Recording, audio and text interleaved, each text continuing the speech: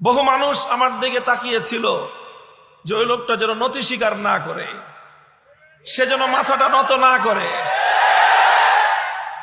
আমি তীব্রভাবে ওই সময়টায় এটাকে একটা চাপ অনুভব করেছি। অন্য কোনো কিছুকে এতটা চাপ আমি অনুভব করিনি। আমার জেল হতে পারে, আমার কঠিন শাস্তি হতে পারে, বড় ধরনের হয়রানির শিকার আমি হতে পারি, এটাকে আমি অত বড় চাপ অনুভব করিনি। আমি যেটাকে চাপ অনুভব করেছি সবচেয়ে বেশি, সেটা হলো এই যে হাজার হাজার ইমানদার, মুখলেস, নিভৃতচারী আল্লাহওয়ালা নারী, পুরুষ, বুজুর্গ, তারা সবাই তাকায় আছে আমার দিকে। তাদের হৃদয়ের কামনা ছিল ও যেন ওর কথা, ওর ভাষা যেন নরম না করে। এই জিনিসটা আমি অনুভব করেছিলাম। তখন আমি একটা শপথ করেছিলাম, জীবন যেতে পারে, হকের কথা বলেছি,